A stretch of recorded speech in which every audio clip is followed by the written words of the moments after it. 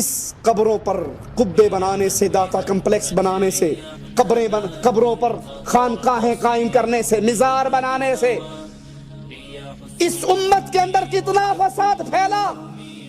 آئیے ذرا غور کرتے جائیے یہ امت کے اندر فساد کا کون کون سا دروازہ کھل گیا. نمبر 1، ان قبروں پر، ان مزاروں پر نماز پڑھنی جانے لگی، حالانکہ رسول اللہ صلی اللہ علیہ وسلم نے قبر پہ نماز پڑھنے سے منع کر دیا.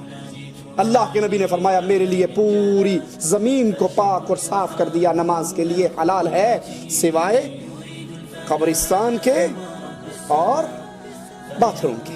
ان 2 جگہ پہ نماز، تو قبر پہ نماز نہیں ہوتی. لیکن ان مزاروں پر مسجد خالی ہے. واللہ جائیے جمعرات کے دن ان مشرکوں کا شرک دیکھنے کے لیے، مسجد بے آباد اور خالی ہوتی ہے اور قبر آباد ہوتی ہے. اس کی طرف منہ کر کے نماز ہے.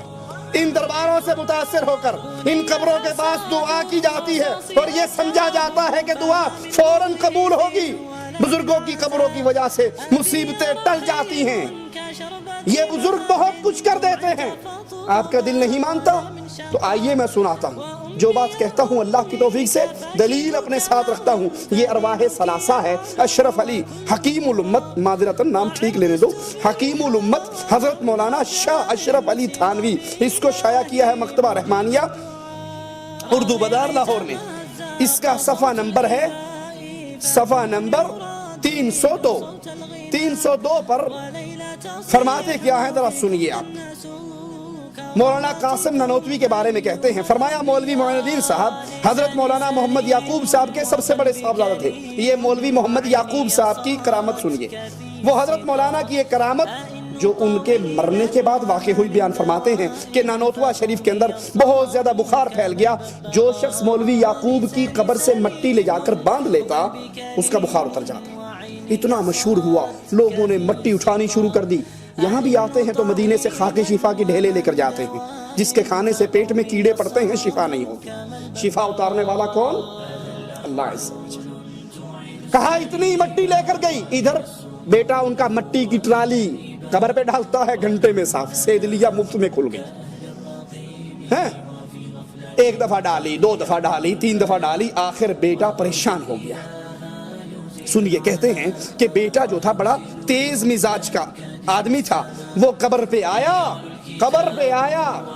صرف شاہ بریلوی صاحب نہیں مان رہے کہ مردے کو سارا پتا ہے، یہ حضرت دیوبندی صاحب بھی فرما رہے ہیں. وہ قبر پہ آیا، بہت تیز مزاج تھا. کہنے لگا ابو آپ کی کرامت ہوگی، ہماری مصیبت ہو گئی. ادھر مٹی ڈالتے ہیں، ادھر پھٹا صاف ہو جاتا ہے.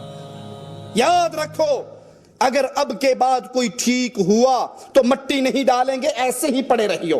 لوگ جوتے پہن کے تمہارے اوپر سے گزریں گے. کہا بس اسی دن سے پھر کسی کو آرام نہیں آیا.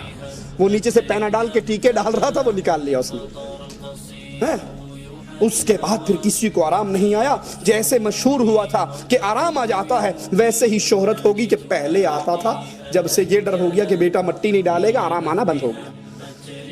یہ بدترین قسم کی بدعت ہے.